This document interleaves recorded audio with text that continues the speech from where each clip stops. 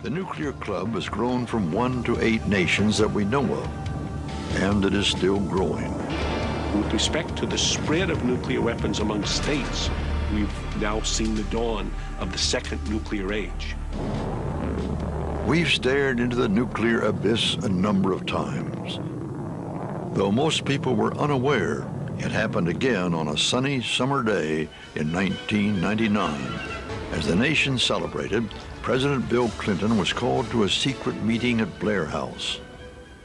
Prime Minister Nawaz Sharif of Pakistan had arrived along with his family early that morning. He urgently sought President Clinton's help. Pakistan and India appeared poised for a nuclear war. We met in the Oval Office in the morning of July 4th with the President before he went across the street to meet with Prime Minister Sharif. Carl Inderfirth was Assistant Secretary of State for South Asian Affairs. The National Security Advisor briefed the President on the latest intelligence that we had, and there was a very disturbing report that Pakistan was preparing its nuclear arsenal for possible deployment.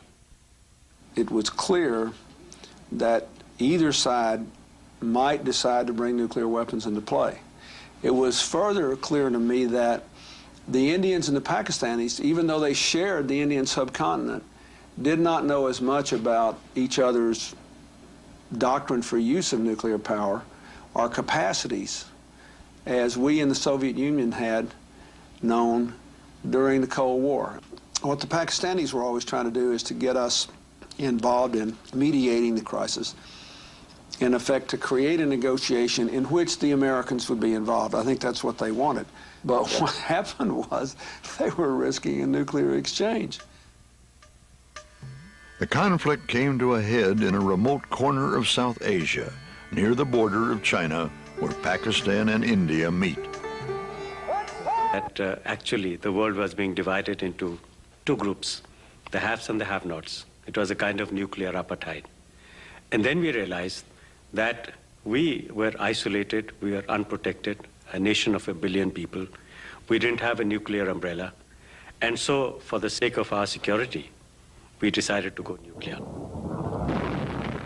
1974, the world was stunned when India detonated its first nuclear bomb. An arms race began in South Asia that continues to this day. It's its own nuclear program in the early 1970s. The arms race reached a critical stage in 1998. Within a period of 2 weeks, both India and Pakistan conducted a series of underground nuclear weapons tests. The streets of both nations were crowded in celebration. I had a conversation with a Pakistani general once, and he said, when the average Pakistani looks out his door, he sees poverty, he sees filth, he knows the government is corrupt. Basically, we haven't accomplished anything. The only source of light for the Pakistani nation in the last 50 years is we built the bomb. And so, of course, we celebrate that.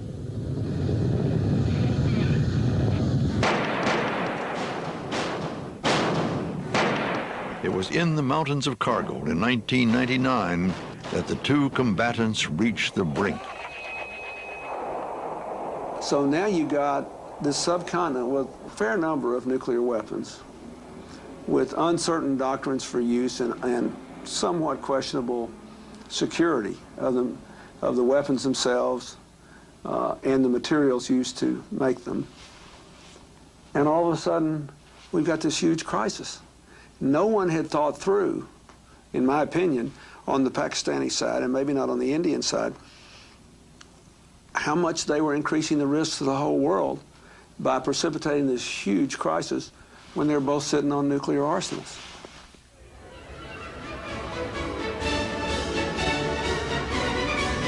At 1:30 on the afternoon of July 4th, President Clinton and his staff met at Blair House with Pakistan's Prime Minister. President Clinton raised with Prime Minister Sharif the possibility of this escalating to be a nuclear conflict. He told Prime Minister Sharif that we had information that Pakistan was preparing its nuclear arsenal for possible deployment. He was shocked, I think.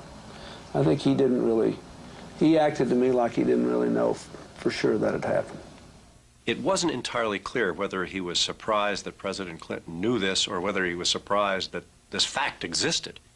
Strobe Talbot, President Clinton's Deputy Secretary of State, also was at the meeting. I had the sense that it might have been a combination of the two. That is, that he, Nawaz Sharif, did not know everything going on within his own military.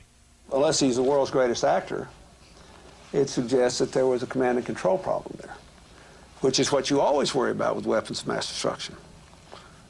And I was very, very worried about it. I just thought, you know, the idea that they'd be playing games with the preparation of their missiles, it was terrifying to me. The atmosphere was extraordinarily tense, particularly on Prime Minister Nawaz Sharif's part. He was desperate. He said, "You're talking to me today. If I give in to American pressure, you'll be dealing with a bearded leader of Pakistan, i.e. an Islamic radical, in the future." President Clinton had very little patience for this argument. My reaction was that I would hate to lose him, but that the United States could not be blackmailed, and the world could not be blackmailed with a decision by Pakistan.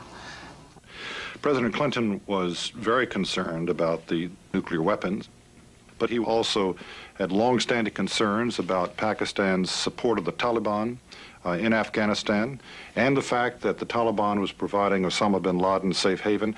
So President Clinton had a lot of things that he wanted to say to Prime Minister Sharif. Given the fact that these two countries were nuclear powers, I did not believe that I could in any way, shape, or form be part of reacting to a power play by throwing all these soldiers over the line of control and increasing the risk of nuclear war. And so, therefore, I was going to be put in a position of going to the Indians and saying, because the Pakistanis have done something wrong, we now have to do what they want us to do. I couldn't do that. President Clinton informed Sharif that he had prepared two separate public statements to be issued to the press that evening. Which one would be released was up to Sharif. President Clinton said, "Look, I've got two statements. One will commend you for taking the steps necessary. Two, I will say very directly all of my concerns about Pakistan today, including this crisis, including messing around with nuclear weapons, including bin Laden, the Taliban." I mean, he laid it on pretty heavy with Prime Minister Sharif. After urgent consultations with his advisors, Sharif agreed to the withdrawal. I had a cordial and fruitful meeting with President Clinton. I knew my only real job on the 4th of July was to get Pakistan back across that line of control, under whatever I had to do to get it done, because otherwise we were just out there rolling dice, hoping to goodness that nothing terrible would happen. But the truce was short-lived. In less than 3 months, Sharif was toppled in a military coup. In December of 2001, terrorists with ties to Pakistan attacked the Indian Parliament in New Delhi. The attack triggered a massive mobilization of troops, almost 1 million soldiers facing off along their shared frontier. Again, the world was on nuclear alert. Concerns about the risk of nuclear war were so great that in the spring of 2002, Western governments notified their citizens to evacuate India at once. After intense diplomatic efforts by the United States and other Western nations, both sides began withdrawing in the fall of 2002. But tensions remain high. The story is far from over. You have two nations that have rattled their nuclear sabers more than the Soviets and the United States did in the entire course of the Cold War. Many believe that the ongoing conflict between India and Pakistan presents the greatest likelihood of the world's first exchange of nuclear weapons. It could begin as a conventional war.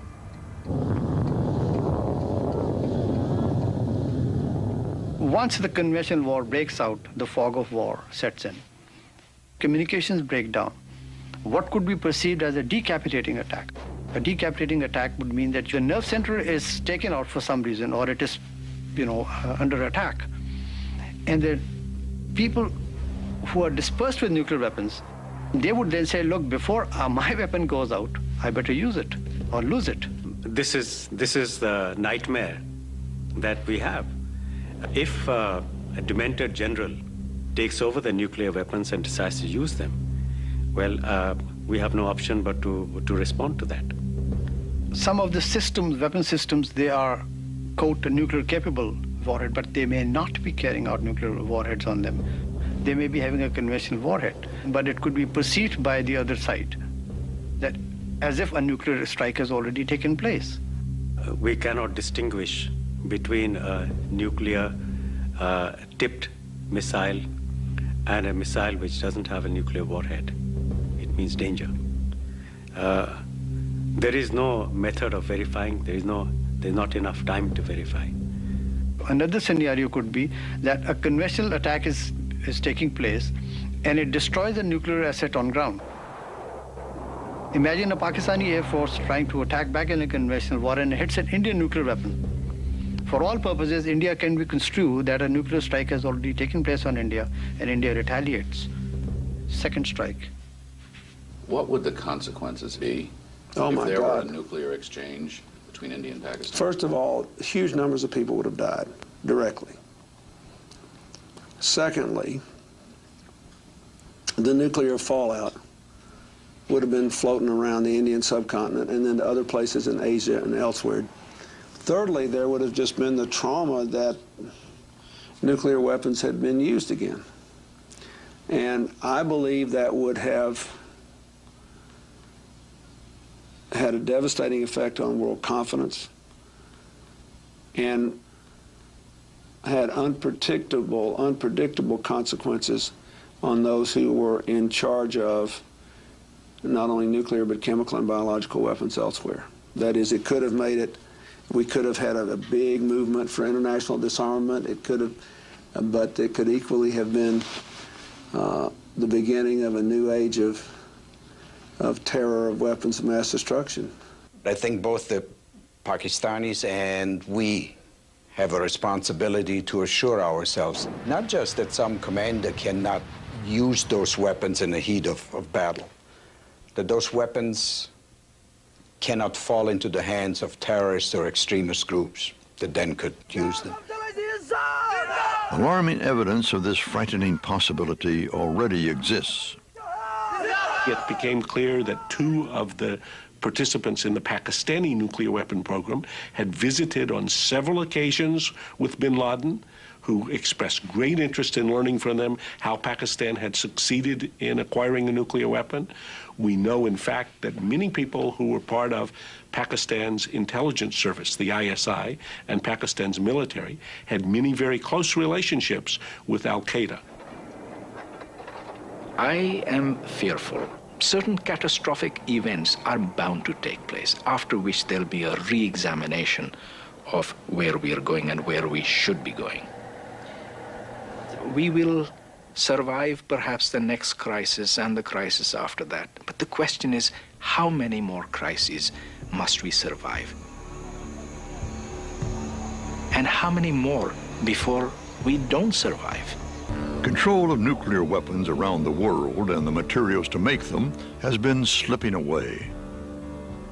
Over the past 5 years, we've seen ominous signs of this new reality.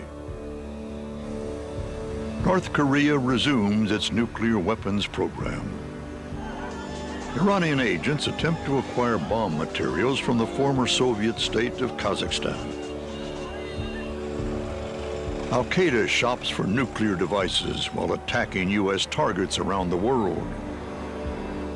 Iraq expels UN weapons inspectors, prompting new fears of an Iraqi bomb. In Russia, reports of poorly secured nuclear materials and the possibility of them being stolen or sold rise at an alarming rate. This, then, is the legacy of the nuclear age. This is the nightmare.